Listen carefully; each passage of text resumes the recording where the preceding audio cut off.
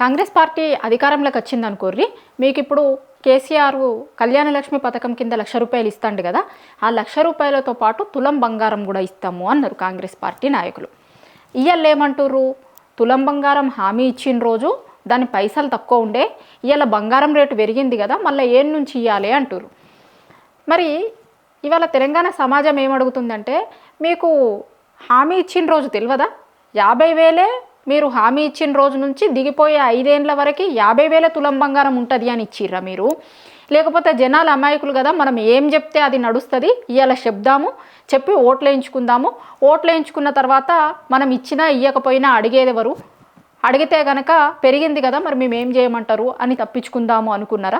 ఎన్నికల ముందు ఎన్ని మాట్లాడాలో అన్ని మాట్లాడిరు, ఎన్ని హామీలు ఇయ్యారో అన్ని హామీలు ఇచ్చిరు. ఎందుకంటే ఇవి అయ్యేవి కాదు, పొయ్యేవి కాదు, మేము చెయ్యము అనే సంగతి వాళ్ళకు కూడా తెలుసు. కానీ ఎట్టి పరిస్థితులలో అధికారంలోకి రావాలి. అధికారంలోకి వచ్చిన తర్వాత ఇక మనం చేయకపోయినా నడుస్తుంది. అధికారంలోకి వచ్చేంత వరకు మనం కళ్యాణ లక్ష్మి కింద తులం బంగారం ఇద్దామని చెప్దాం, షాదీ ముబారక్ ఇద్దామని చెప్దాం, రైతు భరోసా కింద అంతకుముందు రైతు బంధు ఉండే, లేం కాంగ్రెస్ పార్టీ కొత్త పథకం ఏం కాదు అది.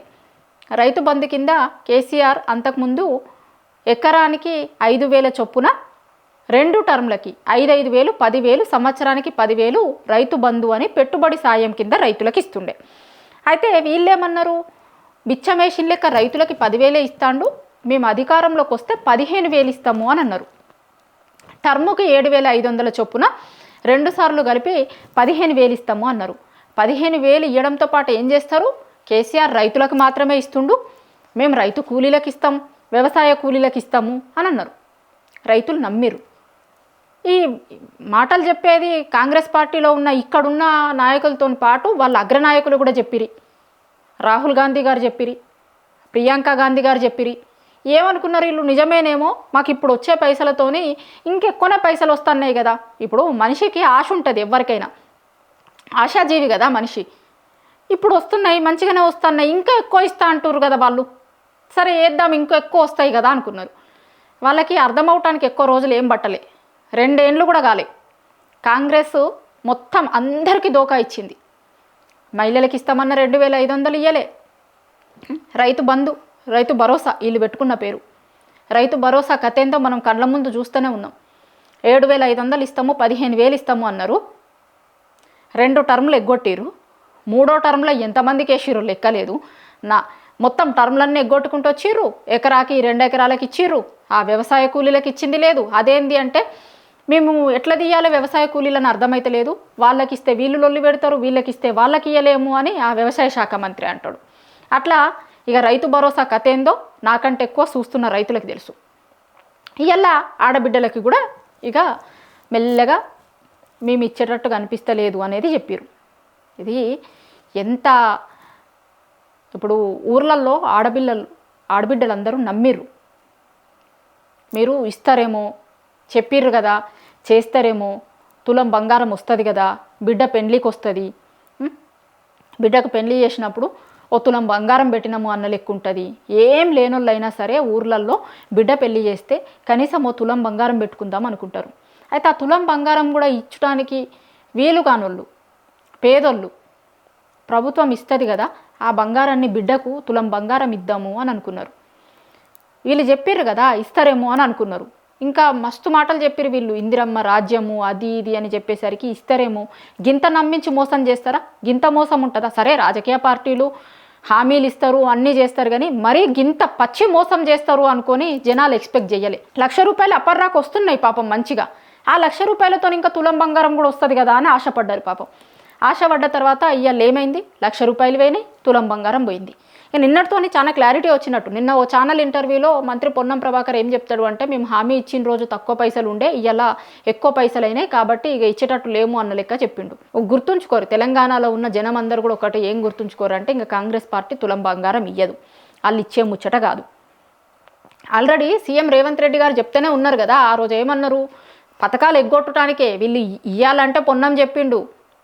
2 ఏళ్ల కిందటనే, సంవత్సరం కిందటనే సీఎం రేవంత్ రెడ్డి చెప్పిండు. ఏమన్నాడు, ఈడేదో మేము లగ్గ బిందెలు ఉన్నాయి అని వస్తే ఖాళీ కుండలు కనిపిస్తున్నాయి, ఖాళీ బిందెలు కనిపిస్తున్నాయి అన్నాడు కదా.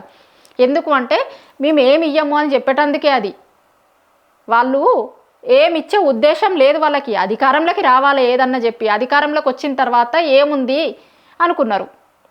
అట్లా ఇచ్చే ఉద్దేశం లేకనే ఆ రోజు ఒక ఫీలర్ వదిలేరు. దాని తర్వాత ఇప్పుడు ఓపెన్గా బయటకు వచ్చి చెప్తున్నారు.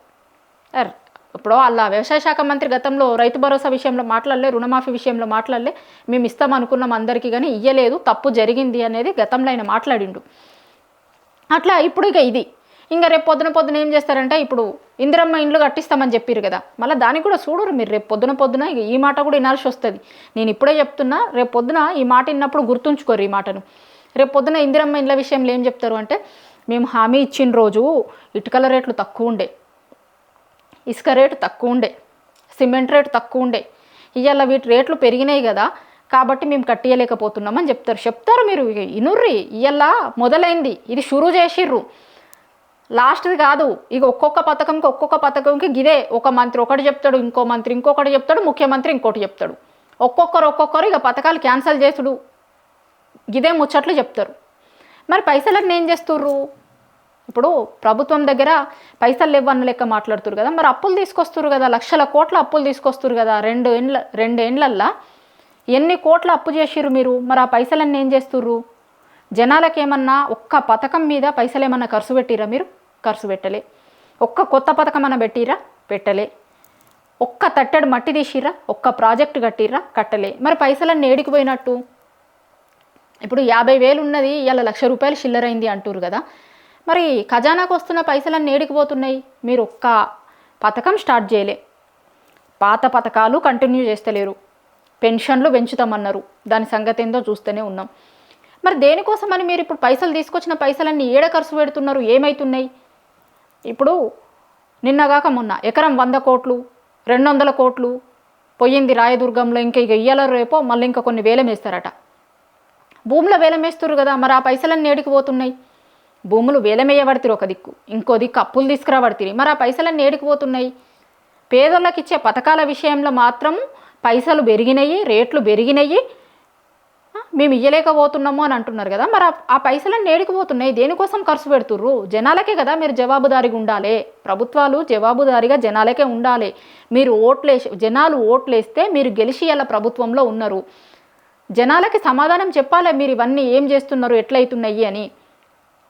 ఇలా మెల్లగా మంత్రి గారు చెప్పిన ముచ్చట ఏంది అంటే, తులం బంగారం రేటు పెరిగింది, మేము తులం బంగారం ఇయ్యము అని చెప్పిర్రు. ఇవాళ ఆల్రెడీ రైతు భరోసా కథ ఏందో మనం చూస్తున్నాం. రేపు పొద్దున మీరందరిగా మెంటల్గా ప్రిపేర్ అయ్యి ఉండుర్రి. కాంగ్రెస్ ప్రభుత్వం అన్ని పథకాలకి కూడా గిట్లనే సాధ్యమైనంత కొర్రీలు పెట్టాలి, ఆ పథకాలు ఇవ్వకుండా బంద్ చేయాలి. వాళ్ళ దగ్గర ఉన్నది ఒకటే ఫార్ములా, ఏం లేదు. ఒక్కొక్క దానికి ఒక్కొక్క కొర్రీ పెట్టుకుంటూ వీళ్ళు ఇస్తామని ఏవైతే చెప్పిర్రో కొన్ని స్టార్ట్ కూడా చేయలే. అసలు తులం బంగారం అనేది స్టార్ట్ కూడా చేయలే. ఇప్పుడు స్టార్ట్ చేసిన పథకాలని ఏదో స్టార్ట్ చేసి మధ్యలోకి వచ్చిన తర్వాత బడ్జెట్ పెరుగుతుంది మేము ఇయ్యలేకపోతున్నామని కాదు, అసలు మొదలే కాలే. ఇవి ఆల్రెడీ చేతులు ఎత్తేసిర్రు. ఇంకా మిగతా పథకాల పరిస్థితి ఏంది మీరే ఒకసారి ఆలోచించుకోరి. తెలంగాణలో ఉన్న జనమంతా ఒక్కసారి ఆలోచించుకోరి.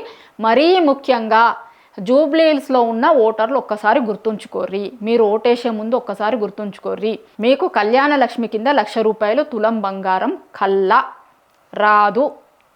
ఒడిసిన ముచ్చట అది. తులం బంగారం అనేది ఒడిసిన ముచ్చట. ఆల్రెడీ మిగతా పథకాల పరిస్థితి ఏందో చూసిర్రు. ఇంకా రేపు పొద్దున ఇంకా ఏం పథకాలని ఎత్తగొడతారు, ఇంకేం ఇయ్యలేము అని చెప్తారు, మొండి చెయ్యి చూపిస్తారు అనేది మీరే ఒక్కసారి ఓట్లు వేసే ముందు గుర్తుంచుకొని ఓటెయ్యిర్రి జూబ్లీ హిల్స్లో ఉన్న ప్రజలందరూ.